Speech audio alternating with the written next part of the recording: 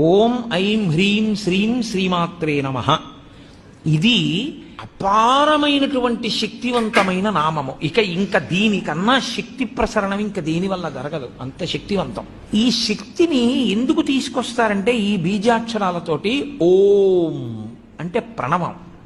ప్రణవము మహత్వాన్ని చెప్తుంది. అసలు ఈ బ్రహ్మాండంలో నిర్గుణమైనటువంటి పరబ్రహ్మము నాదరూపంగా రావడం దగ్గర నుంచి ప్రణవం చెప్తుంది. అందుకని మహత్వశక్తికి అంతటికీ కూడా ఓంకారము ప్రతినిధి. అలాగే ఐం ఇది కవిత్వ శక్తికి ప్రతినిధి. అలాగే పటుత్వం కలగాలి అంటే హ్రీం. అలాగే సంపదలన్నీ కలగాలి అంటే మనం చెప్పేటటువంటిది శ్రీం. ఇవి నాలుగు చెప్పి ఇవి ఎవరి వల్ల వస్తాయి? ఇవన్నీ కదలికలకి సంబంధించిన విషయాలు. ఇవన్నీ ఆదిశక్తి వలన వస్తాయి.